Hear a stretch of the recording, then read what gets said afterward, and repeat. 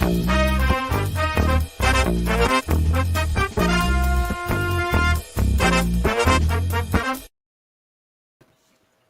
howdy, folks. Welcome to episode 60 of the Chronicles of Not Jay. Tonight we got Jeff from Hex to Hex and Todd from Wardrobe Plays World War II. And we're hoping to have McMurray join us here shortly. Tonight we are going to be talking about the Civil War, American style, and how we would,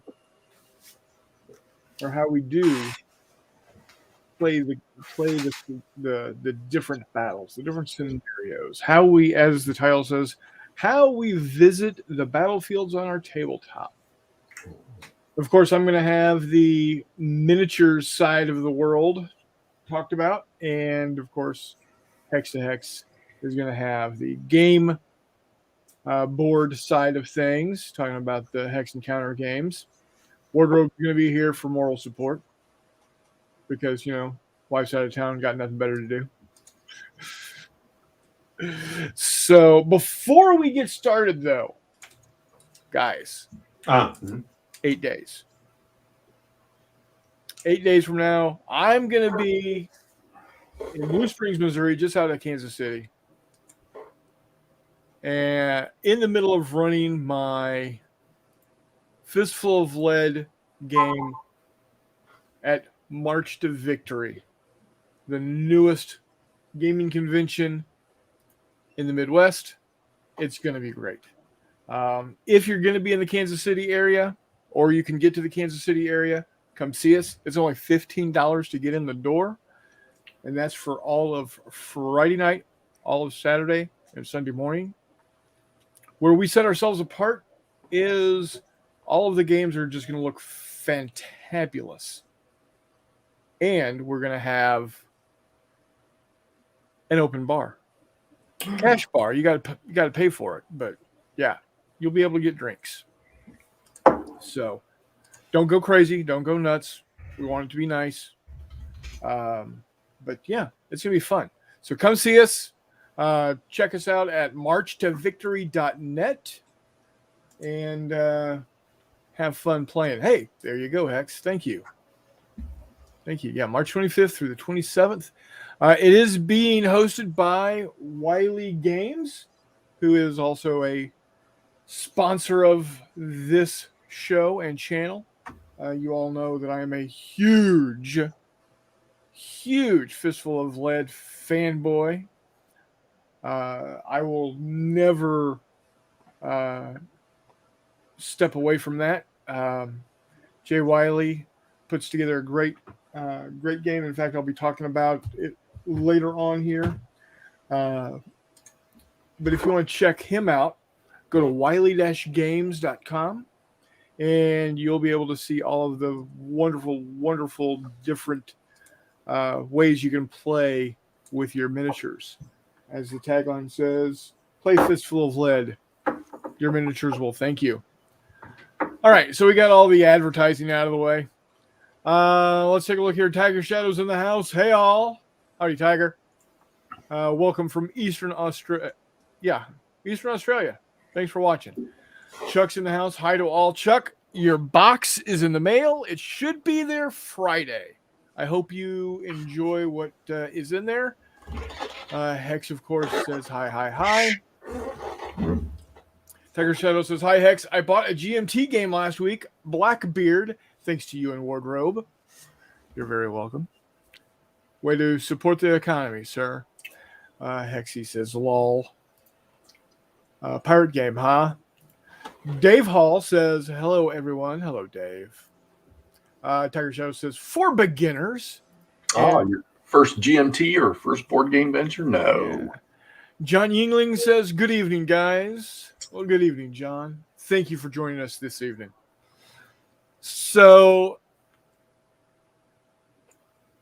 how we play the Civil War, and really what got me to this subject is we were talking behind the scenes one night. We were just hanging out like we do. And Jeff had just got into the woods, Battle of Shiloh or whatever it's called.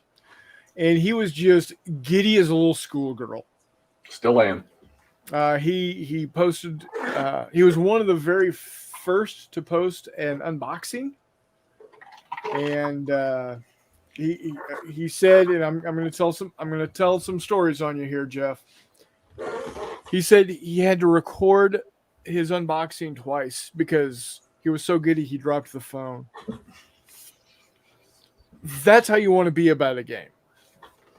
You want to be that excited about a game that you are just so happy to get it that you can't stand still, you can't sit still, you're just all shaky. And as he said, he's still that excited about it, which really speaks volumes to the game, because I know there are games out there that you get really excited about and you start reading the rules or you start looking at the, how the game, how the gameplay works, and you lose something. You lose that excitement. So let's talk about the game specifically for come on, War Mutt. All right. You had a rough day at work. You're busting your butt to be able to have Friday off, by all means. If you're going to lurk, though, make some comments. Now, on board games side, of course, the subject matter is the subject matter. I mean, it is the Civil War. It's these specific units on this specific map for this specific battle or campaign. Miniature games are more John, we're talking both tonight. We're going to be talking about both board games and miniature games when it comes to the Civil War. But I was going to start with the board games real quick. With the board games, you're pretty much keyed into that particular battle, that particular campaign, those particular units on that map. Whereas miniatures games, you can do a lot of different things. It's a set of rules that you build your own forces. They could be historical. They don't have to be historical. They can be about a certain battle. They can be a what if, etc. So one of the questions I have, obviously you love the Into the Woods Shiloh game. Mm-hmm. And there's another one that you talk about a lot that you really enjoy, and I'm fairly certain it's a Gettysburg game. Which one is that? Well, any Gettysburg game that's big, I love. So the last one I played. Oh God, it was an older one. I can't think of it off the top of my head. It was a completely unique system, but there's multiple Gettysburg games out there. It's this series is what I love the most: the Great Battles of the American Civil War. Right. That's the one. That's the one I was thinking about. So it seems like everybody and their dog has a Gettysburg game. I probably would not be mistaken if I said there's well over 100 titles out there that cover the Gettysburg in miniatures gaming. Gettysburg, why is that? Waterloo, the Bulge, and D-Day. Why do you think that Gettysburg gets so much attention? Okay. So, yeah, good, right? It's easy. It is. So if you had to categorize Gettysburg amongst classes of people, if you say that so if you walk up to 10 people on the street and you say, do you know the Battle of Gettysburg? I'd be willing to bet you that all 10 of them have heard about it, whether they're historians or not. But if you walked up and if you said, have you heard about the Civil War Battle of Mechanicsville? only the historian might know. Nobody's gonna know. But Gettysburg is the most popular name. I mean, it's the biggest. Well, for most people, it's the biggest landmark of a brother versus brother fight on this continent. So, and it's the biggest historical park we have, from what I understand.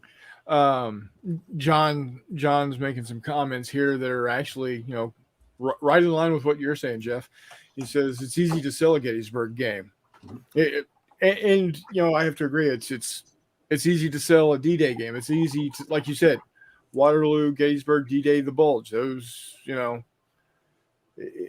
you can't swing a dead cat without hitting one of those four in the gaming circles. Either scenario books for miniatures games or board games. John says the big three. I'm not sure if he's referring to the big three in the Civil War or just the big three in general, like we had discussed. And he says Gettysburg, a great movie, many books, and great tourist destination. Yes, they're probably. So if there is, well, let me, what Civil War game or Civil War battle that is fairly well known, let's say 5 out of those 10 have heard about it. What major battle do you think is underrepresented in gaming? Underrepresented. Yeah. Like you would like to see more. Oh yeah. Chattanooga would be one that I'd like to see more of. The Wilderness, which is completely, now people are changing their mind, and there's, from what I understand now, there are line of battle, and from what I understand, I want to say somebody messaged me that I said GMT's even thinking about the next one of the great battles of American Civil War. So now, but I have no validation on that one. But the line of battle one is going to happen for Wilderness. But that's in Tennessee, right? No, that's Chattanooga is. Wilderness and Grant in 1864 working his way to Richmond. Oh, okay. Bloodfest. Yeah. John says, no, I meant Bulge, Gettysburg, and D-Day. Okay, yeah. The big three. And like, if you want to go far enough back, you can throw Waterloo in there, which was what, 50 years prior to the American Civil War. Mm-hmm. Yeah, 50. And still a lot of those tactics were still around when the Civil War got here. Right. Civil War was sort of a game changer as it progressed from the inline fighting, didn't care whether you were in the open field or not, to digging trenches and fortifications and sieges and stuff like that as it developed. Right. John says underrepresented Donelson, Valverde, and the Siege of Richmond, Petersburg. I don't know of any games myself on Fort Donelson. I do have one on Valverde, and I don't have any on Richmond and Petersburg. At least none that, I mean, off the top of my head, I can't think of one. And my God, half my collection is American Civil War. So, yeah. John says I'm an American. No Waterloo. Fair enough, John. Did you know that there were Americans in Bing and Maitland's units at Hougoumont?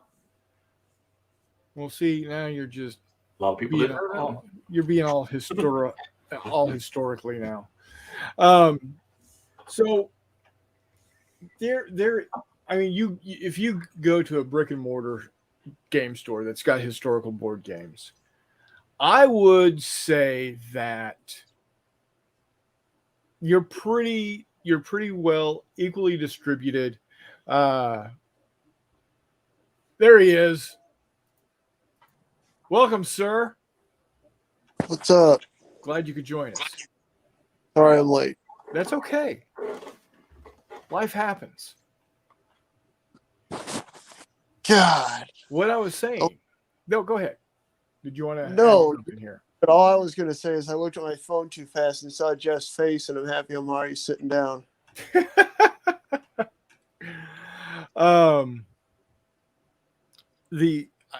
as I was saying, at a game store that's got a lot of historical board games, I would say that you would,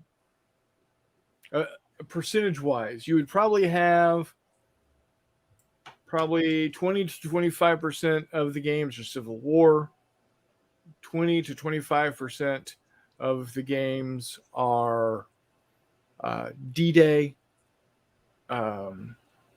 Maybe closer to 20% D-Day, 20% Battle of the Bulge.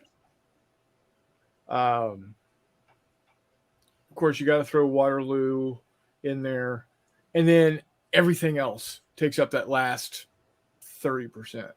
Well, you could almost guarantee that every year, 3 of those 4 battles, somebody's going to make a game about every freaking year. Yeah, and it's just not being someone that really goes my historical knowledge wanes very quickly as you go farther back in history from about 1940. I mean, it's like off a cliff.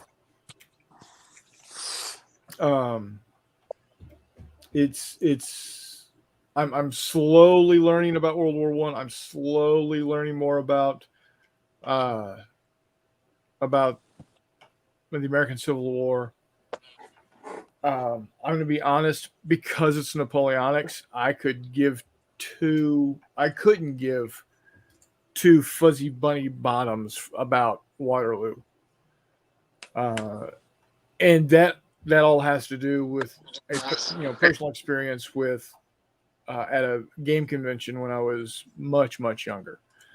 Now, of course, we peak back up again in 1836. I know quite a bit about the Texas Revolution, the Texas War of Independence. But yeah, it's anything before World War II, and I'm dead lost. So I don't understand the all encompassing desire to just replay Gettysburg over and over again. What is it for you, Jeff? What? And I know a lot of it probably has to do with you grew up where the Civil War was like centered, right? Yeah, I mean, Gettysburg is numbers wise probably the largest on the land. Other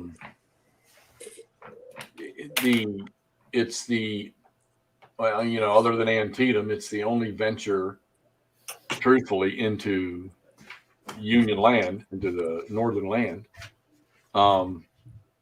And from that whole stretch of period from May of 63 until Gettysburg was over, was just, the Confederates were just dominating the battlefield at every turn. And it was probably the one opportunity where, had things happened differently on the battlefield, you never know, that it could have reshaped the United States as we know it now.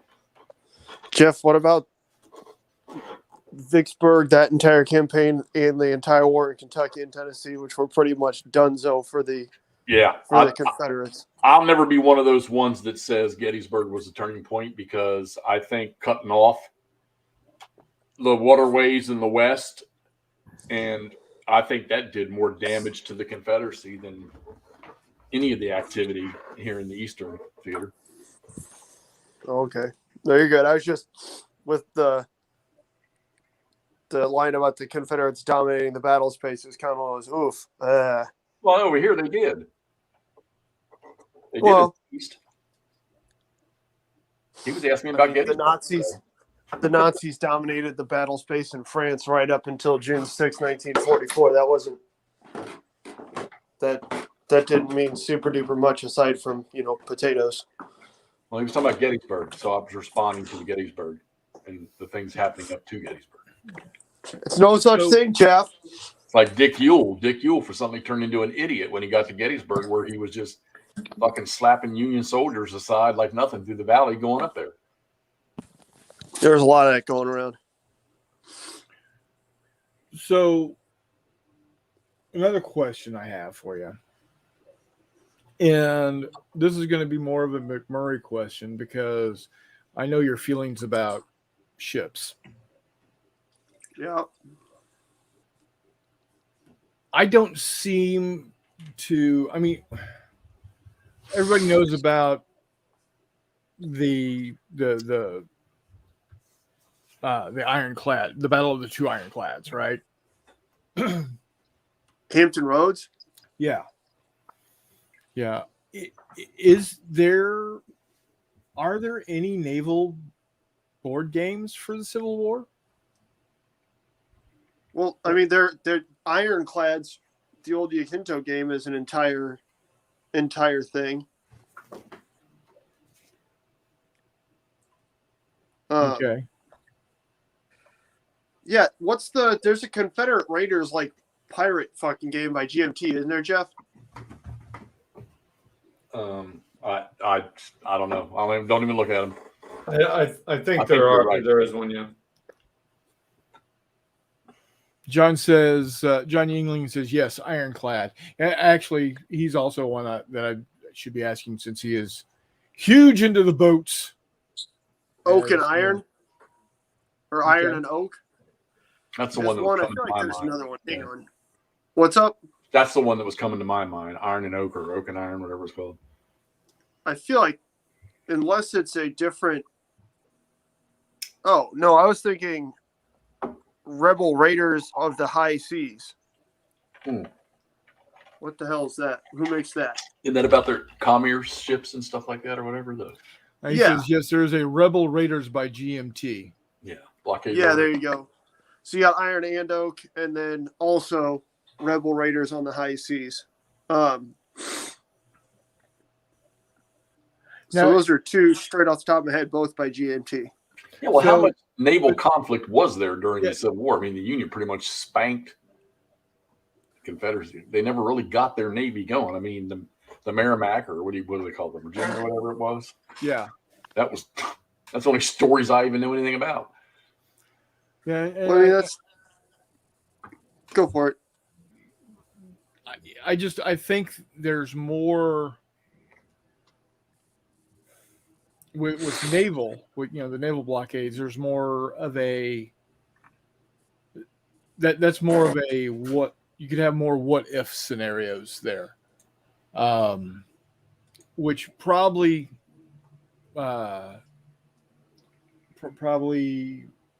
is better played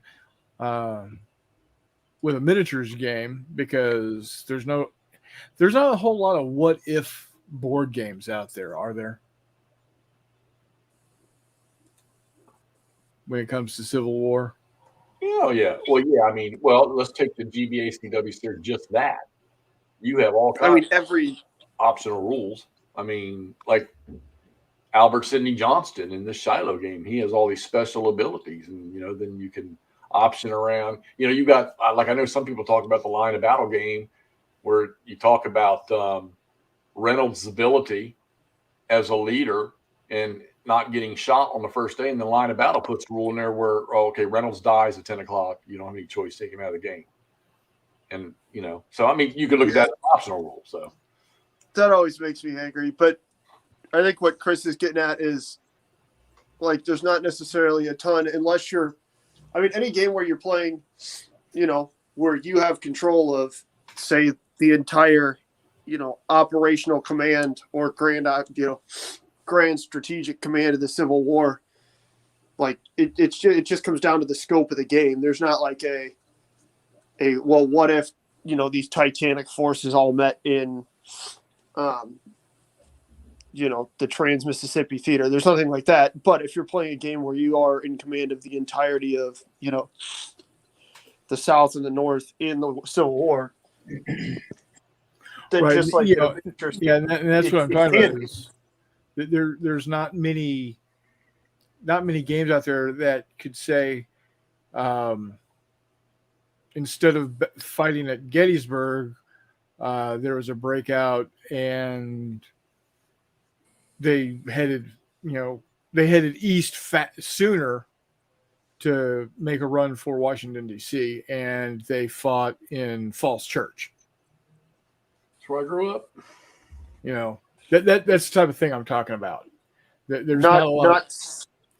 Not specifically that. There's probably not a war game out there where it's, okay, yeah, they're fighting in Falls Church. Here's an entire game about that. But, again, my point is, if you're playing a game where you're in charge of the entire Confederacy or the entire Union, then sure, that's certainly a thing. You know what I mean?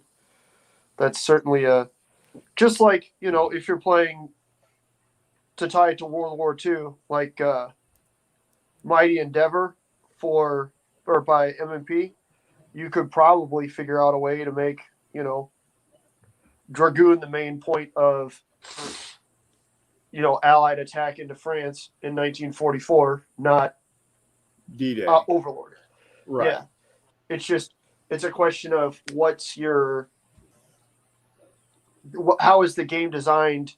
Like, what level of command do you have, and what's the scope of the game to do it? I mean, for instance, in my Gettysburg game that I just played here recently with Across 5 Aprils, most of the fighting concentrated around Seminary Ridge. Right. Because instead of just immediately falling, like, the Little Round Top and Big Round Top didn't see combat at all. So there's certainly space in any game for what if situations, but yeah, that all depends. So, touching on what John has been saying here, says he's going. John, I know John through my brother Jay, and John is very much a naval person, a naval war gamer. And he says, how about the Arkansas and the fight around the North Carolina coast, and also Memphis and New Orleans? Like I said, I don't know. So I don't know the wheres and the hows and the whys when it comes to naval combat during the Civil War. Obviously, there's quite a bit, which would be, I guess, some interesting things to look at. And he says all playable in the old Ironclad game. Yeah, exactly. I mean, it's one of those things where there's tons of constant conflict, right? It's just you don't have Trafalgar type, Right. Jutland sort of engagements. There's constant conflict going on water and between water and land all through the, American Civil War, especially along the Mississippi. It's kind of a nonstop, up and down. Well, okay, we're passing this battery, what have you. Right. Like around Vicksburg, there's constant stuff as Union are pushing north and south on the Mississippi. Just like there's constantly, raiders and blockade runners going through. And thus there's constantly, people trying to catch blockade runners and everyone raiders.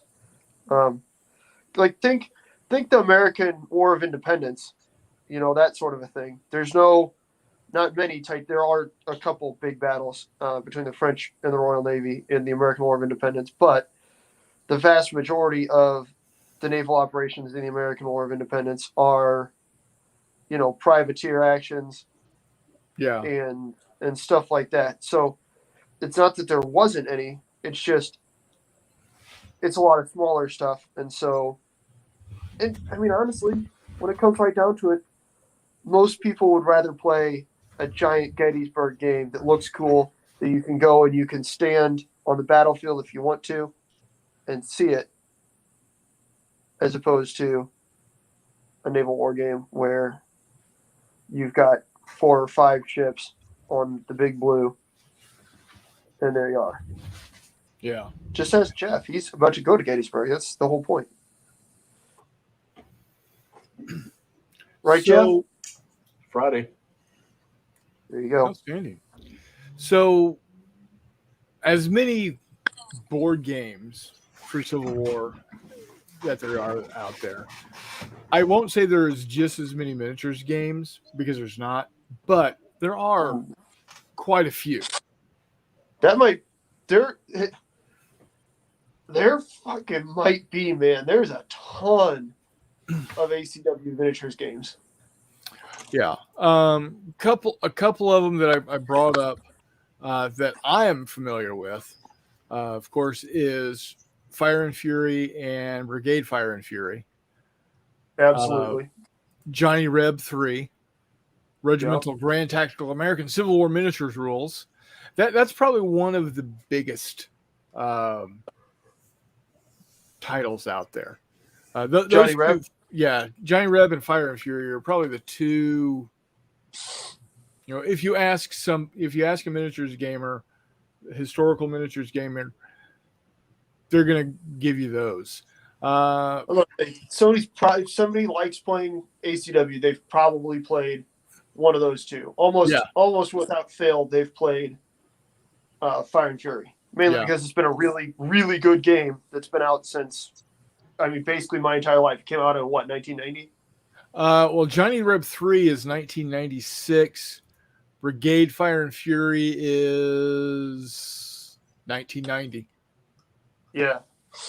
Regimental is outstanding, too. It's cool that they put out that different supplement where the rules are very, very similar, but it allows you to play two very different, scopes of sizes of game. Yeah.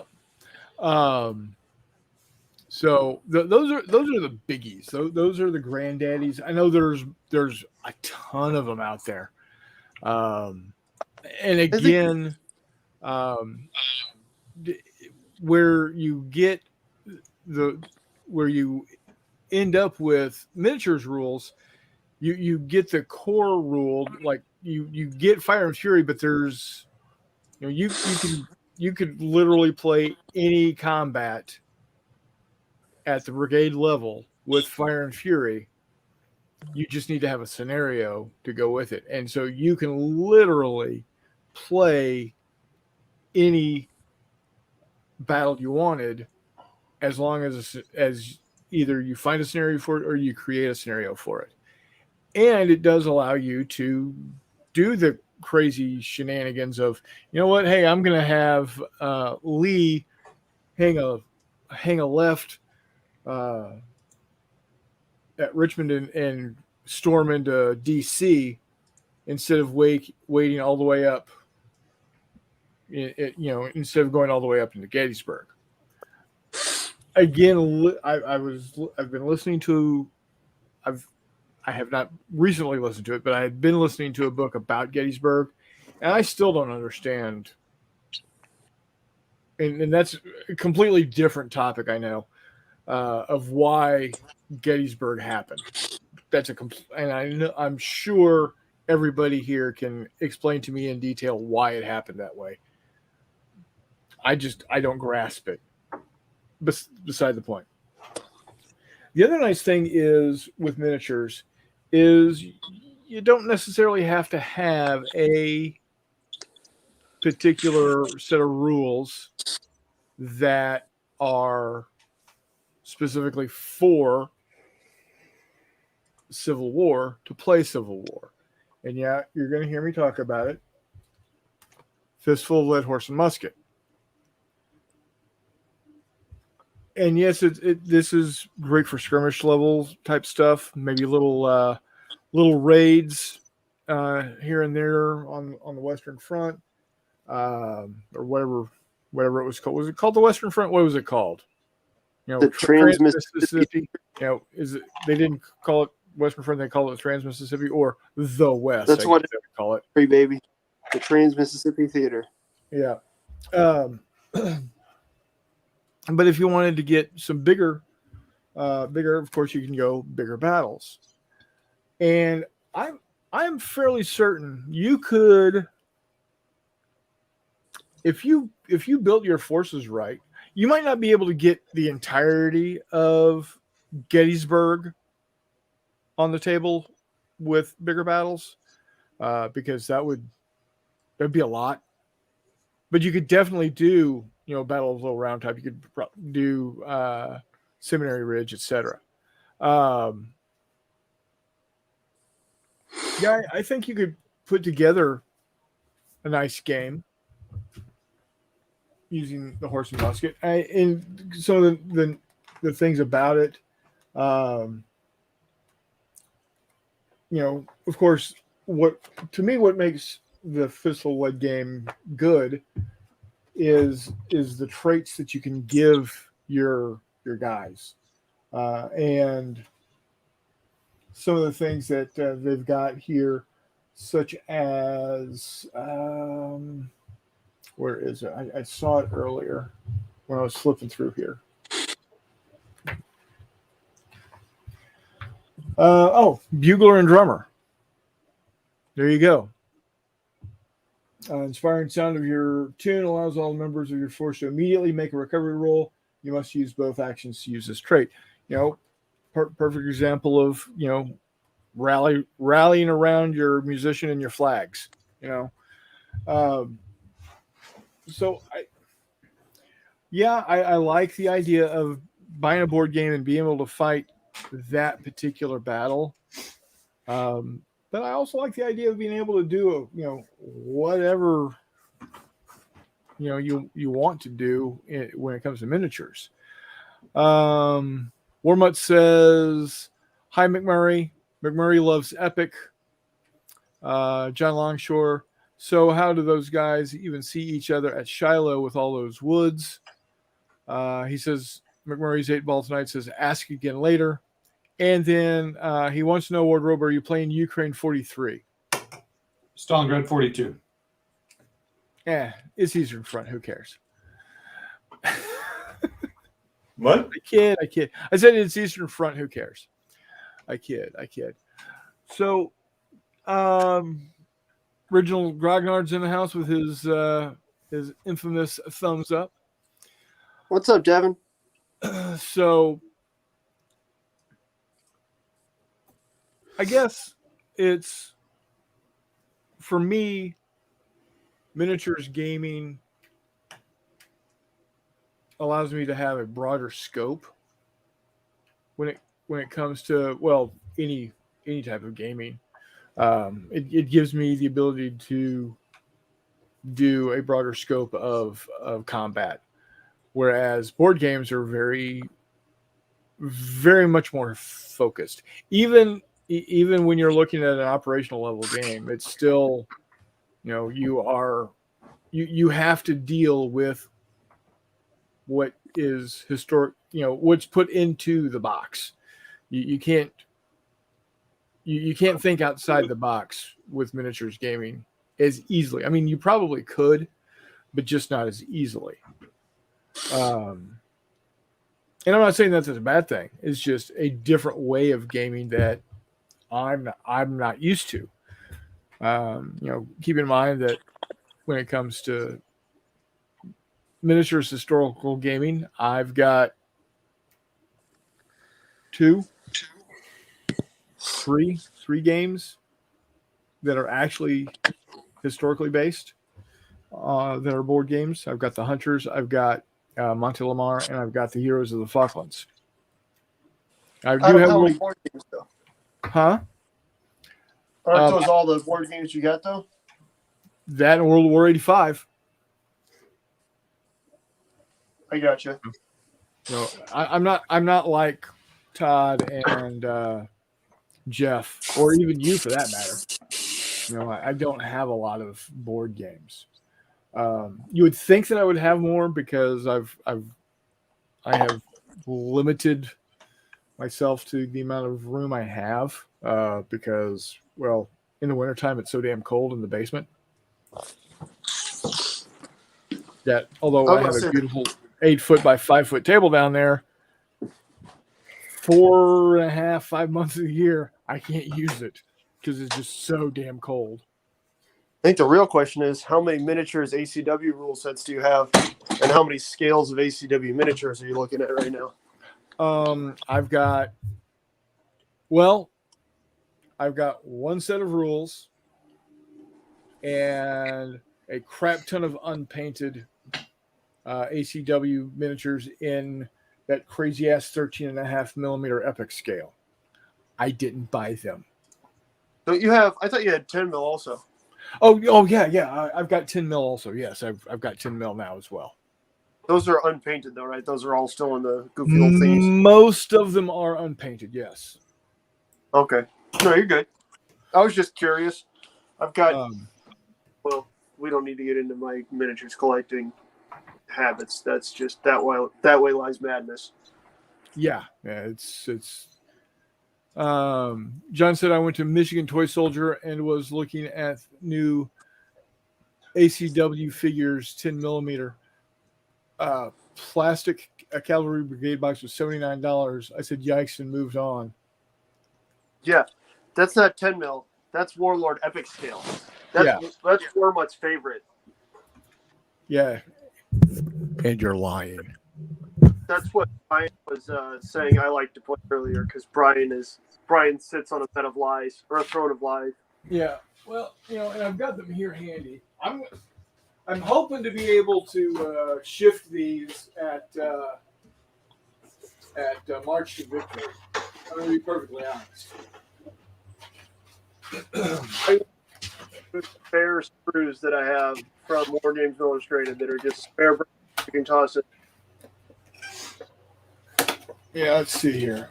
And actually, these guys are metal. Nope, they're all plastic. Looking like No, this Brigade box.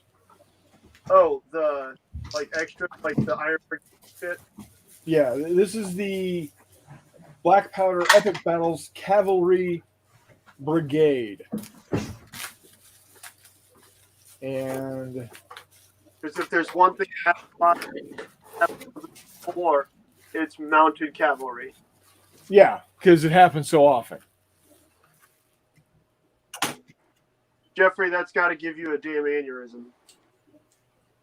What's that? The idea of mounted Entire- cavalry around the Civil War battlefield like it's Waterloo. And who's that made by right there? Is that Warlord. stuff from Epic? Yeah, it's by Warlord Games. It's better than quote that the other stuff possum that I had. To quote the possum that lives outside of the an apartment complex near my work, give me some of that garbage. Yeah. Um, So they're in this box, which retails for a stupid amount of money.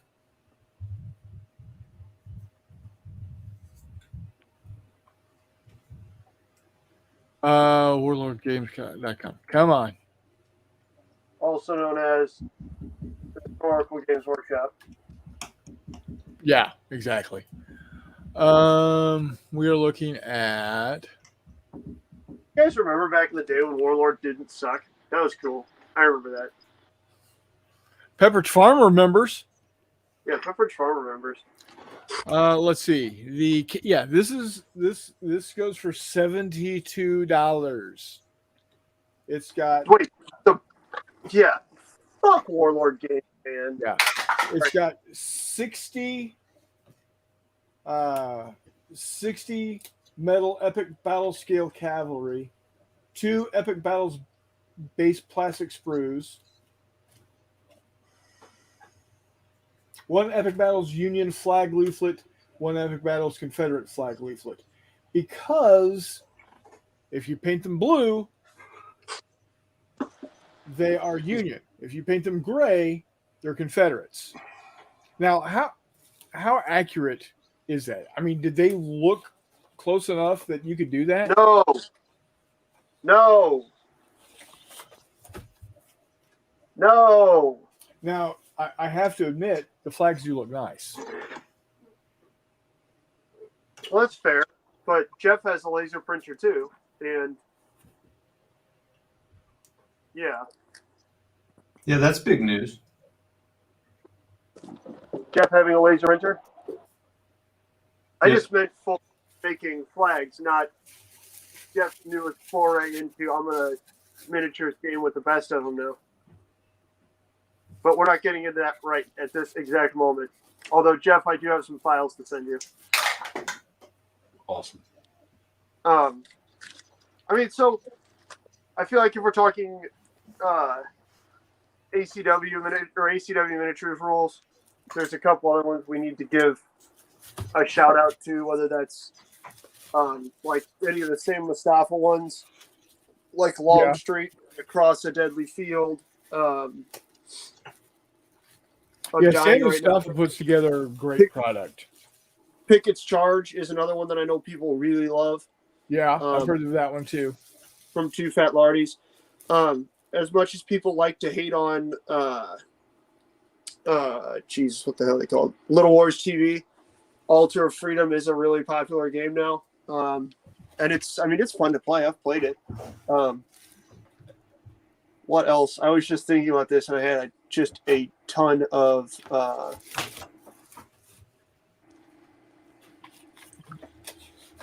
stuff to name off, and now I'm drawing a giant blank and I feel like a real turd.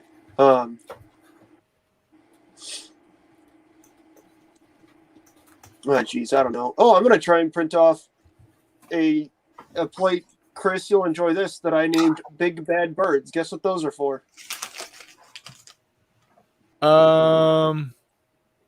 Let's Eat Hitler.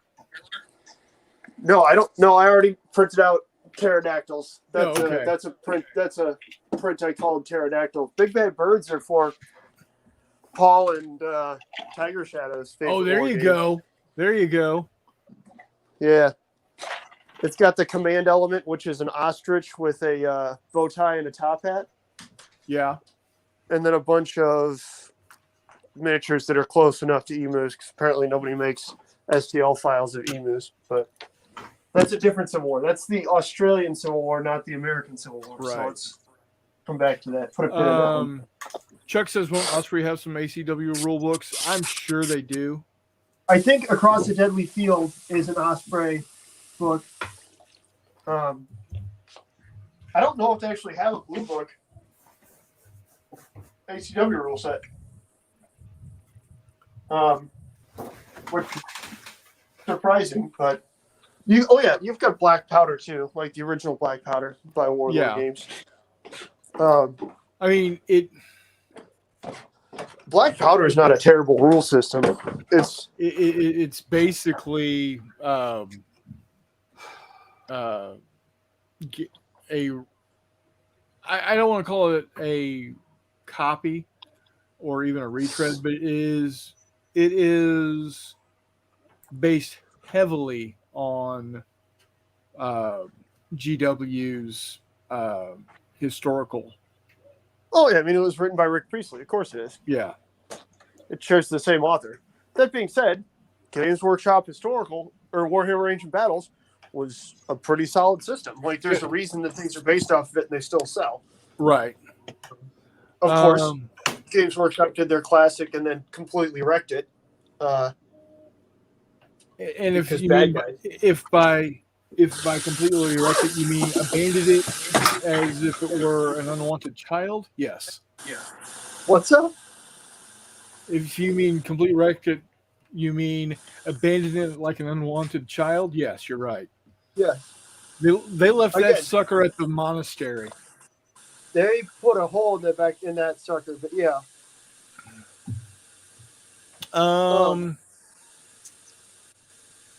Across a Deadly Field, The War in the East. Is that the one you're talking about?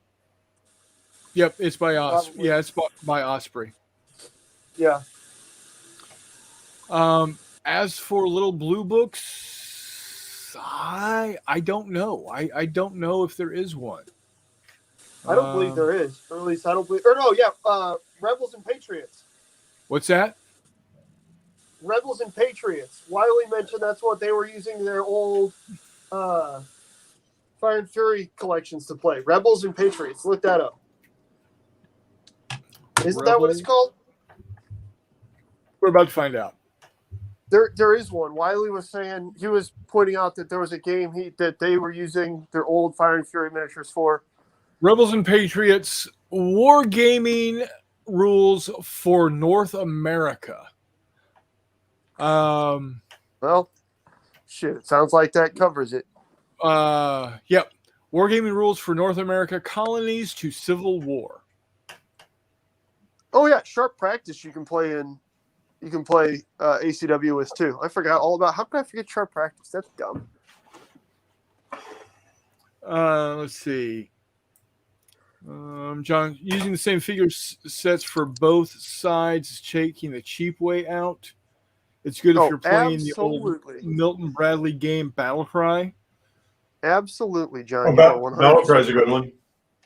Battlecry is a good one.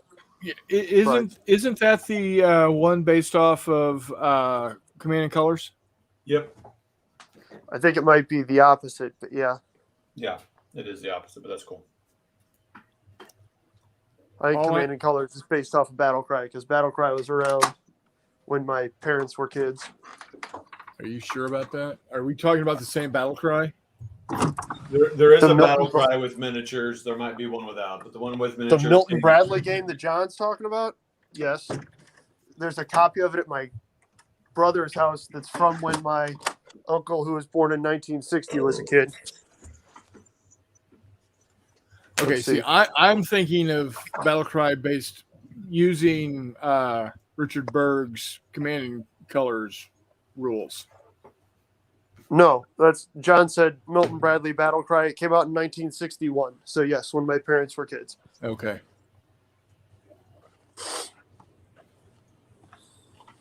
Yeah, I was thinking of the other because the Milton Bradley Battlecry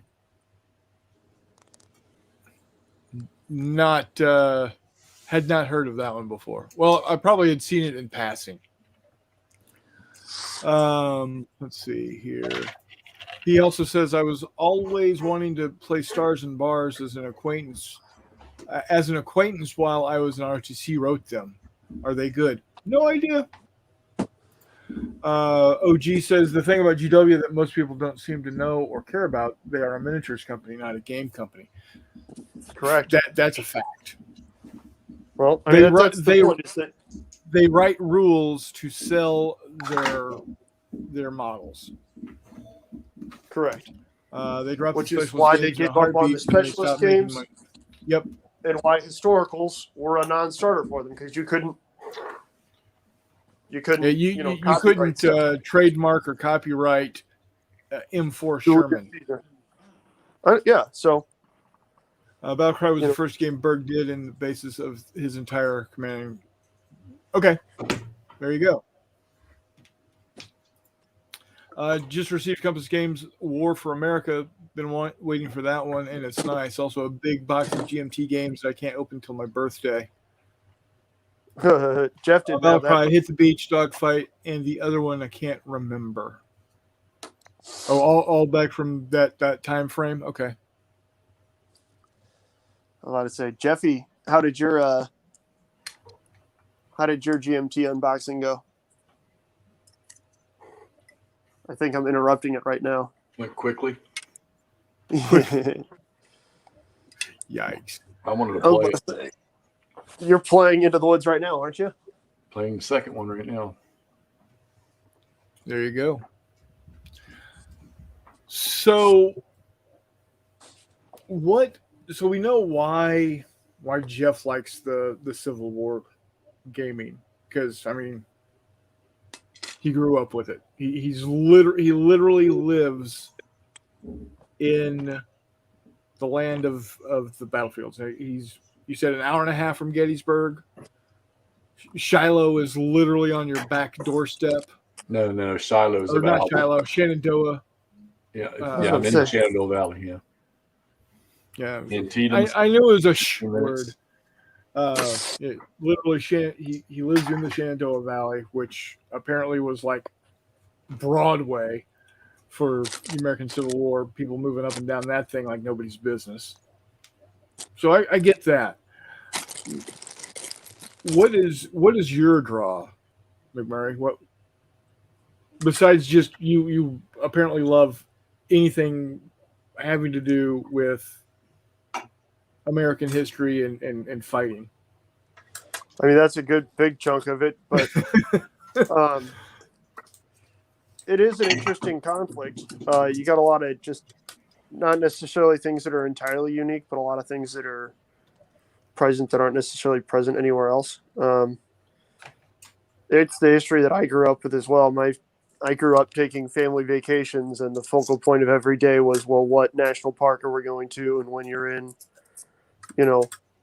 Kentucky, Tennessee, and stuff like that, the national parks are Civil War Battlefield. growing up in St. Louis,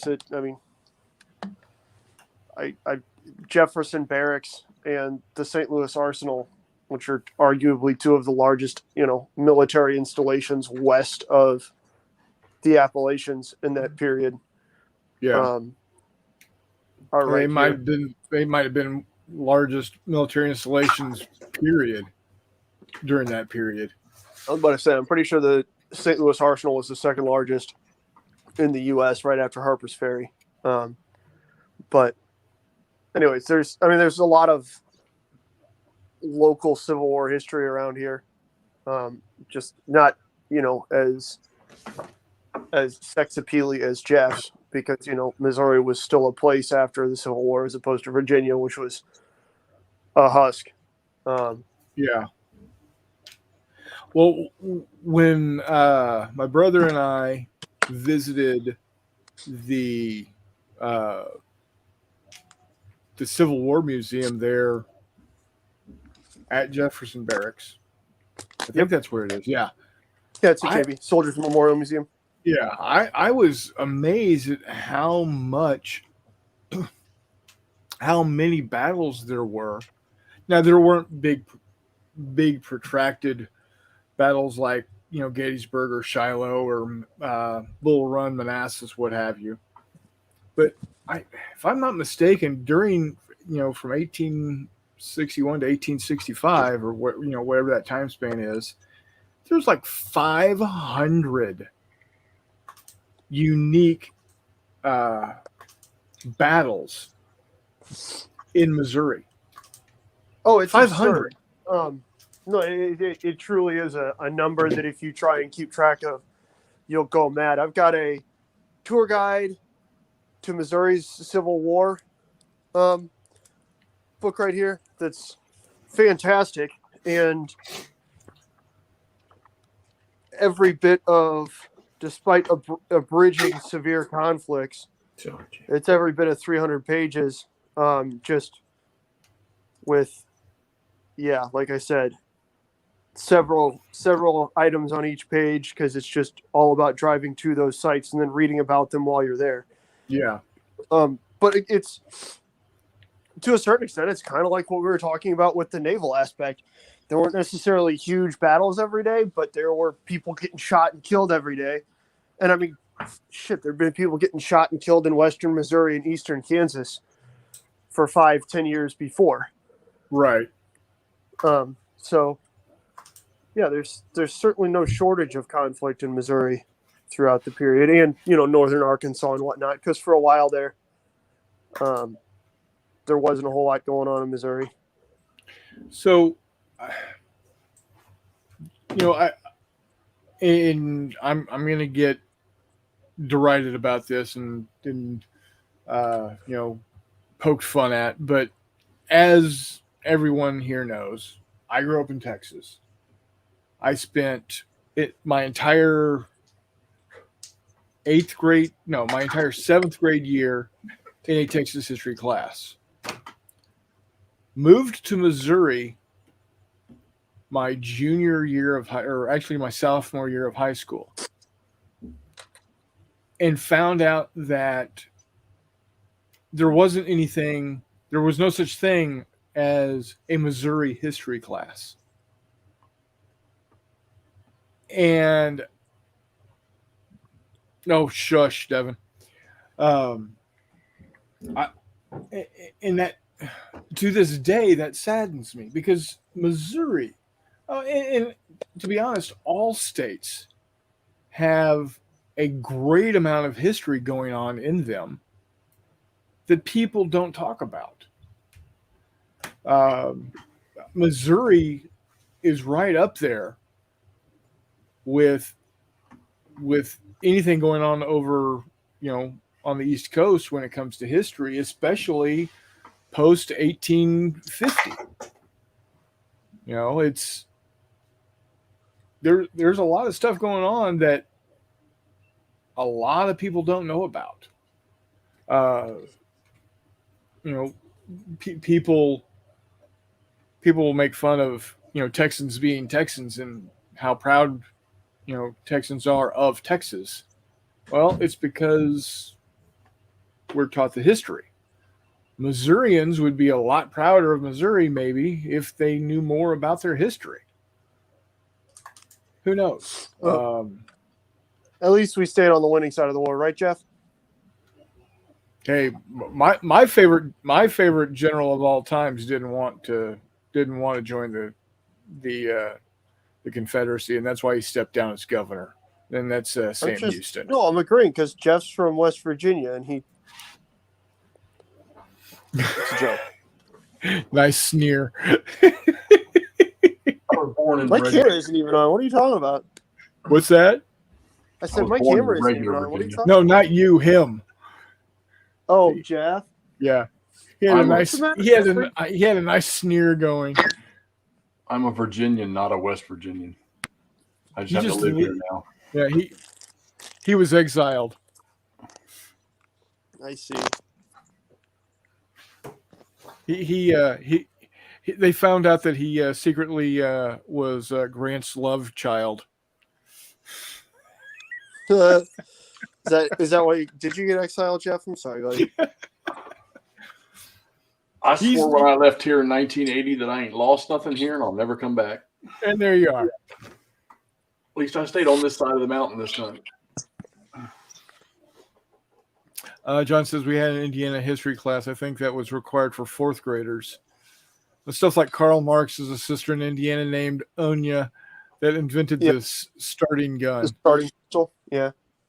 Very nice, very nice. So, yeah, there's a lot to the American Civil War. If I told that joke, you guys would have been bitching for the next 10 minutes.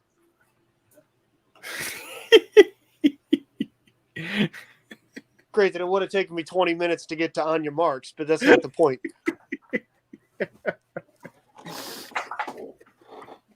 I'm happy it worked for you, John. Excuse me. Oh, Lord. Anyway. You're killing me. I think if I hang out with Jeff more, and you too, McMurray, I will gain a greater appreciation of the Civil War. And I don't want to say that I don't appreciate what happened with the war. What I'm meaning is that I will find more interest in it. And in that interest, I will learn more about it. Maybe be able to get through, listening to the book about Gettysburg that I've been listening to. It's really good. It's just I'm getting all of these 3 named generals thrown at me that I can't tell the difference. Well, it doesn't help when, you've got Union generals named Jefferson Davis running around. And it's just, wait, what? Hold on, stop, rewind, wait, what? Yeah. It's there. It seems like you can't swing a dead cat without hitting a general that's got a beard and 3 names. Oh yeah, absolutely. It's, and for whatever reason, I can, I know the major, and not major generals as in the rank, but the generals that are major leaders in World War II. I know the difference between, Patton and Bradley and Montgomery and Clark and, you only know Mark Clark from Texas. And so you're required to hate him. Oh, I absolutely hate him. There are towns to this day that his name is brought up. People will spit after saying his name. He is so thoroughly hated in Texas. That being said, can I even name 5 Civil War? I think Grant and Lee. Okay. I know Sherman, Okay. Longstreet, Okay. Come on. Ewell, Okay. Jackson, Stonewall Jackson. There's the one I figured you would get right off the bat. Yeah, off the top of my Hood. Okay. That actually counts for like 3, doesn't it, Jeff? If he doesn't specify which Hood. I'm referring to the Texas Brigade Hood.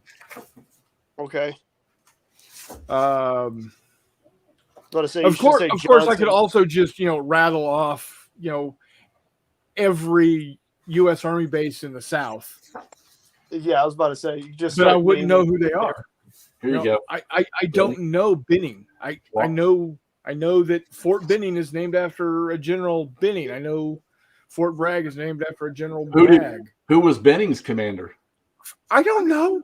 Okay. I don't know who Benning is. I just know that the airborne fort is named after him. Longstreet, 1st Corps. McLaws, Pickett, Hood. All right, divisions. Ewell, 2nd Corps. Rhodes, Early, Johnson, division commanders. All right. A.P. Hill, Heath, Pender, Anderson. Yeah, AP. The only reason I know the name A.P. Hill is that's where the Boy Scouts used to go every other year for their big National Jamboree. Yeah. The only reason I know Meade is because of Fort Meade, Virginia. Fort Meade, right up street from me here. Yeah, that's right. That's where I shipped off to basic training. The only reason why I know Polk is that's where I went to basic training is Fort Polk. Did you? I didn't know that A.P. Hill. They did not call him A.P. Hill. They called him Pal for his name, the P in his name. Yep. That's how all the officers in the South addressed him as Pal. Yep. I'm trying to think of. There's a really good book, and I can't remember who wrote it, about command relationships during the Civil War, and it's really bugging the shit out of me because A.P. Hood Lieutenants is the best one for the South. What's that? Lee's Lieutenants is the best one for the South. Custer wasn't a General McMurray or Warmont. He wasn't. He wasn't. He was in the Civil War. I don't know this. You know why? And he got that by mistake. I was about to say he was breveted as a general in the Civil War, and then when the Civil War ended, he was reverted back to his rank of colonel. Was he a full bird colonel or was he a lieutenant? He was a lieutenant colonel at fucking Bighorn. Yeah, that's what I thought. Oh, sure. The only reason I know the name Sheridan is because that's the name of a tank. Yeah, the air mobile tank with that goofy looking stubby 155 on it. The 151 millimeter shillelagh. Our airborne troops still use those when I was in. I know these names. When you start throwing the names around, I recognize them, but I couldn't tell you if they're Union. They wanted most people wanted Sheridan gone, and Grant said, he does what he says he's going to do. So I'm about to say that sounds like Grant and Sherman sticking together. With Sherman saying he stuck with me when I was crazy, he stuck with me when I was crazy. I'll stick with him when he's a drunk. Yeah. I mean, it's the same thing. Stuff got done, so you're staying. Congratulations. So yeah, I feel as an American and I feel as a historical war gamer that I should know more about the Civil War than I do. But again, I can't I haven't found that one thing that's going to hook me and drag me into it and say, "Oh my God, this is amazing! Why haven't I been here all this time?" I haven't found that. But with your love for Texas, I can't understand why you would not know more about the fight around Little Round Top and Devil's Den, or It's just, I was about to say those were all Texas and Arkansas and Alabama troops. Like, Yeah. oh, I know, I'm aware of it. and Benning. You want to know something even more important about Benning? Do you know who Benning was in command of when Hood took over the division? The Texas Brigade. I was about to say one of the things for those of you who, I mean, shit, well, no, I'm not. I was about to say I was going to go on a rant about fighting the Missouri theater because it's super fucking cool, and it's really easy to miniature war game because it's almost entirely rating, so you don't need a ton of miniatures and all that. But yeah, that's a long-standing love of mine. Gave me some of the minor aspects of the conflict in Missouri would be pretty outstanding. There's a ton of history just south of St. Louis. Yeah. But yeah, that's something that at some point in time I will absolutely game. It's just a question of what Now- scale. What's up? I do know that the very last battle of the Civil War was fought after Appomattox Courthouse, after the signing of the surrender, and it was the Battle of Palmetto Ranch down around Brownsville. What, did they not have their phones on? They didn't know it was over? No, they didn't have CNN. There you go. Jeff's just angry because he thinks Shiloh is the northernmost battle in the Civil War when it's actually the Battle of Shroot Farms.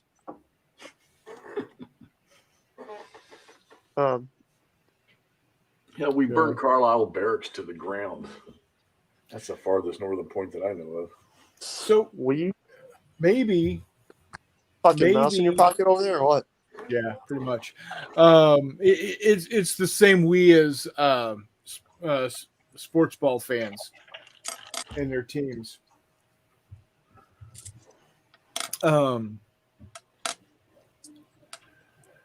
Reese says, I've used Fistful of Lead for skirmishes in the Missouri and Arkansas Ozarks in 54 millimeter. Now, that'd be cool. Yeah. I would love to see that. So I really, at some point in time, I'm going to have Sash and Saber figures to game a gentleman named Sam Hildebrandt, who's a pretty well-known guerrilla around these parts south of St. Louis throughout most of the war. I've actually been to the homestead where he shot a German immigrant named George Miller, because George Miller had the balls to call him a traitor. That's the interesting thing. Is Now, that okay, and I'm going to completely sidetrack you here. Is George Miller spelled Meuller? No, so that was not one of the German immigrants around St. Okay. Louis. No, Miller. All right. Standard Miller. But yes, that is a huge part of the Civil War in Missouri is Franz Siegel rallying not random German people, but rallying massive numbers of German immigrants through St. Louis. I guess I have to call it the Camp Jackson Massacre for you, Jeff, or can I don't know anything about it. really? Yeah. I don't know much about the Trans-Mississippi Oh, okay. or Missouri or any of that stuff. Part of what kicked off the hostilities of the actual Civil War itself in Missouri was called the Camp Jackson Affair, or if you're in the South, the Camp Jackson Massacre. But basically, you have a bunch of Confederate sympathizers camping out north of what was then the north end of St. Louis. Now it's just North County. Place called Camp Jackson that they set up intending to seize the arsenal And Franz Siegel and a bunch of German immigrants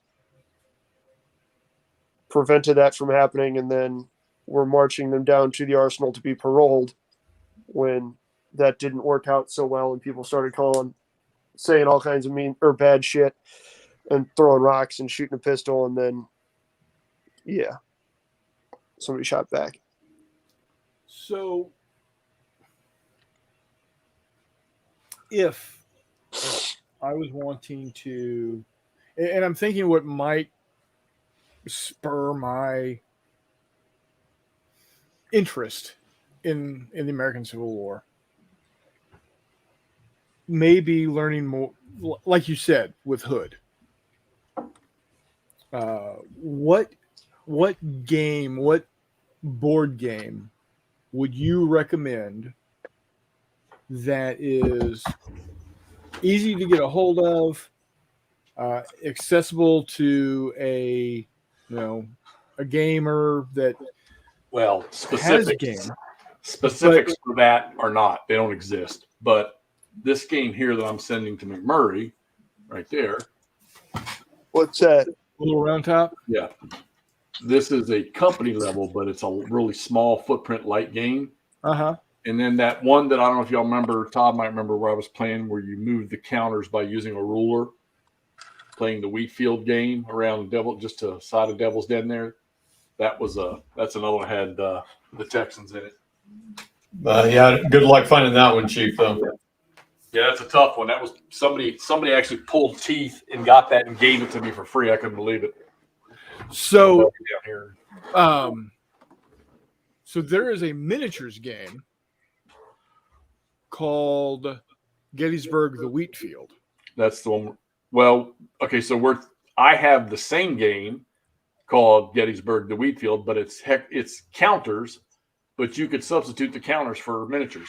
Well, and maybe no, we're talking about the same thing. It's made by Victory Point Games. Yeah, that's the one that I played right here on this desk.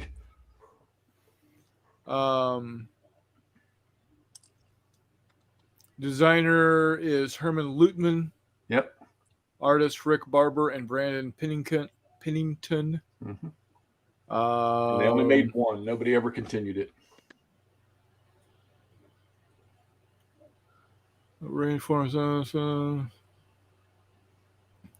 Market. Let's see. No listings found on Geek Market. Yeah, impossible to get. My buddy made a game trade with somebody out in California to get me that game. Good buddy, Jesus. And it's not that old. I mean, it's 11 years old, but I mean, to be honest, I still got it, and I eventually will play it again because it's the only thing close to a miniatures game like in my residence that I've ever played. So I think that's because I moved my desk is why I had to take it down. Okay, so who was in the Wheatfield? Well, you got McClaws and Hood.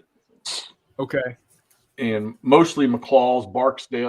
I mean, Hood's boys kicked off the attack, and McClaws' boys followed up later. They both had pieces of it. But your Texas Brigade was all around the Wheatfield, the little Knobby Hill or whatever they called it, Devil's Den, and of course, obviously, those regiments rolled up on Little Round Top. All right. Now there's also Gettysburg Into the Wheatfield by Critical Hit Incorporated. That would be a great miniatures scenario. I mean, that would be bloody as hell. The Wheatfield? Yeah. Actually, Pete's a buddy of mine, they play a big Wheatfield. They put on a big Wheatfield game out on the East Coast most times at like Historicon. It's really cool. The whole it's in 28, but the whole field or the whole table almost is welcome mat, and then you pull pieces of it out. What? as you're moving your troops across. It's a sight to see, to say the least. Yeah. I mean, that's the thing, Jeff. If you want to get a taste of wargaming or miniature wargaming, the American Civil War, you're in the best spot in the country to do it because there's big conventions there all around you all the time, and there's smaller conventions and days all around you all the time. That if you wanted to just show up and be like, yeah, I just wanted to play and see what this is like you're in the prime spot to play ACW miniatures without ever buying a figure or painting a figure, which is pretty slick. Yep. No doubt about that.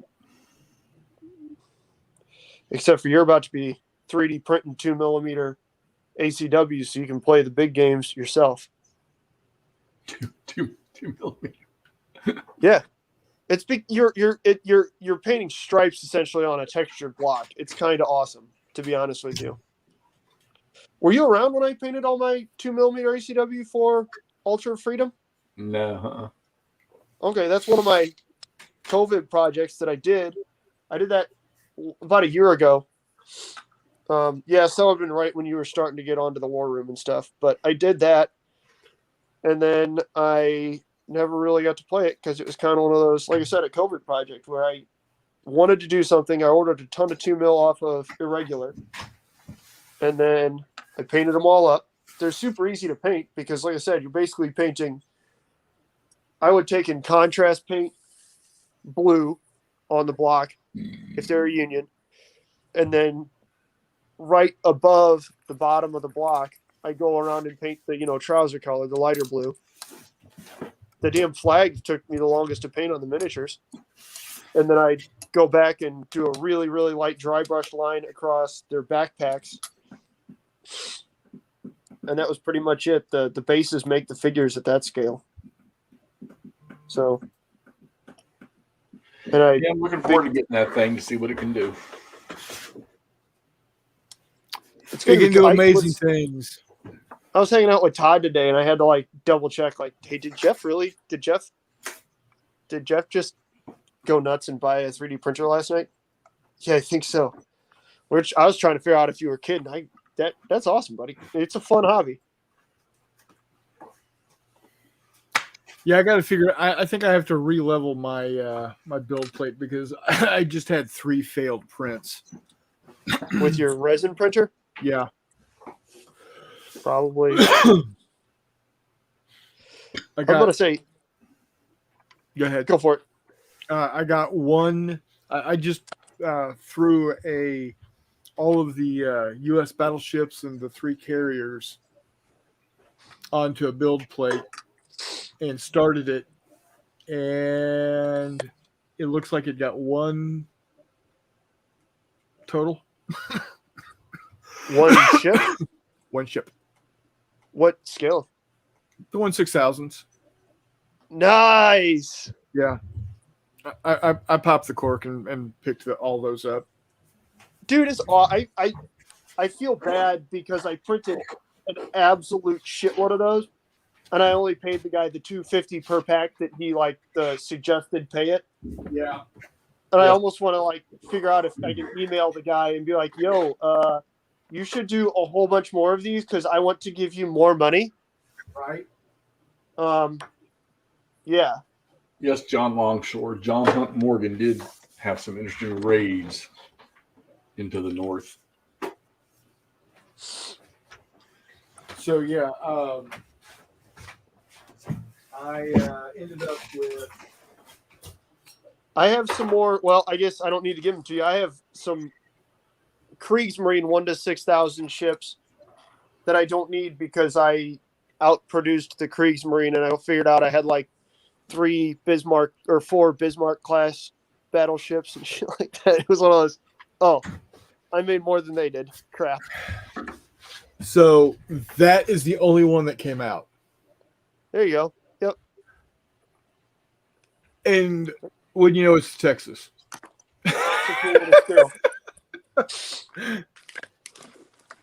I meant to give you that too because I printed out because there's only 2 ships in the class, aren't there? Texas and New York. Yeah, I printed out 2 or 3. Or I printed out 3 or 4 of those. I meant to give you one of those when you were here too, but I forgot. I'm sorry. That's okay. Man, I'm putting these. I have some World War I frogs I'm going to use for the Victorian sci-fi. So I'm going to paint them up in their early war colors with the blue and the red. Right. And on bases, I think these are going to be really interesting / bizarre to paint. Right side, I don't have to come up with a paint scheme, so that's kind of nice. Right. All right. Let's go ahead and wash. Plus, I have good primer paint now, thanks to our lovely host. Yep. You know, leave it to us rednecks to be able to find camo paint for their John boats and pickups and. Well, that's the thing. It's all sold out. It's all sold out in St. Louis, man. I don't get it. Oh, they ship more up here than they do down there. Is why. I guess I don't know. No. Anyway, well, gentlemen, I think we're about done.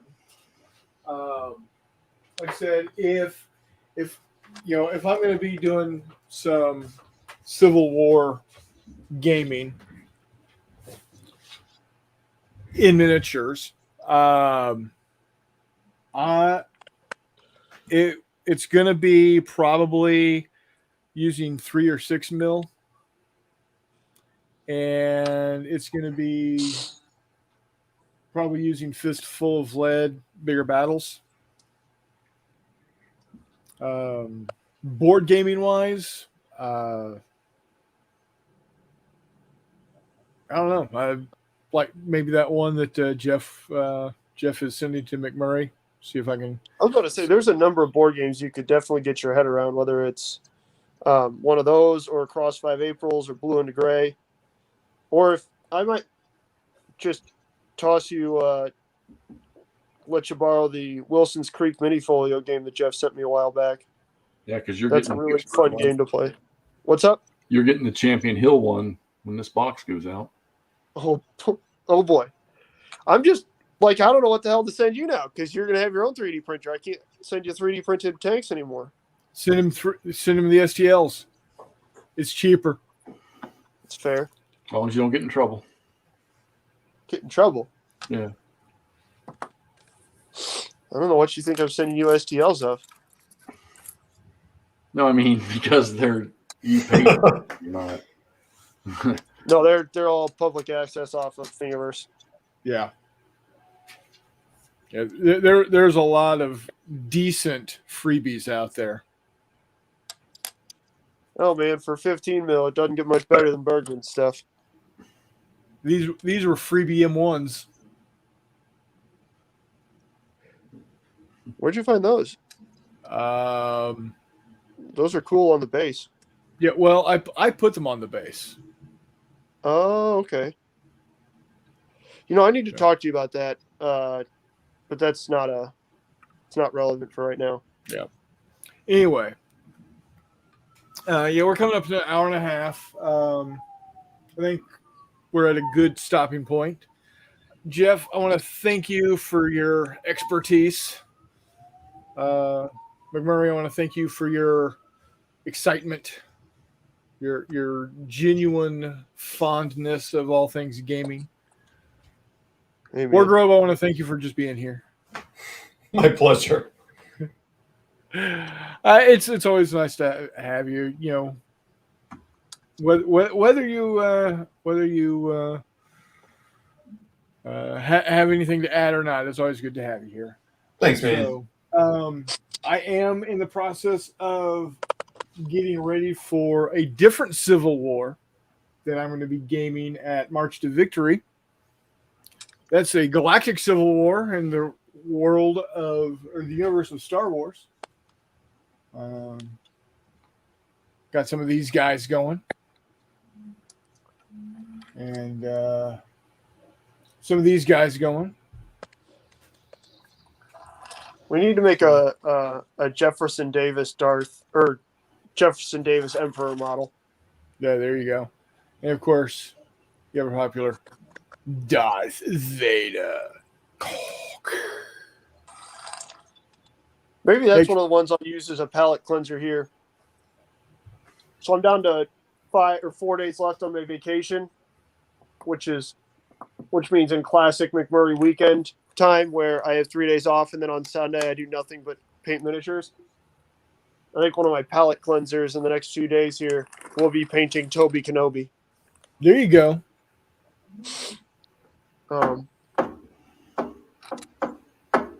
Yeah, should be good. So, all right, boys. Well, thank you once again, everybody that showed up tonight. Tiger Shadow, John Longshore, John Yingling, Warmut, Reese, Dave Hall, Chuck. Thank you all for watching. And if y'all got anything to add, drop them into the comments. I will do my best to respond whenever I can. So I was going to say, real quick, let's give a thanks to some of the guys who are going to be watching, later on tonight or, tomorrow. Like John at Joy Wargaming, we got Paul, and some of the other guys. You're not watching live. I get it because geographically that's insane, but still super good to have you, and still super fun to see your comments and all that stuff, guys. Absolutely, yeah. John from Joy of Wargaming, Paul, Mr. Beckus himself, Tiger Shadow, Chris Long, guys like that. Obstacle Wargaming over there in Sweden, I believe it is. Some of the new guys that are out there. E4 Airmen, right? Yeah, E4 Airmen. Thanks for watching the videos. A couple of new guys.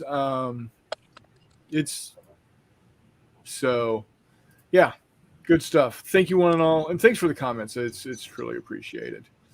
So until next time, we will see you on the flip side.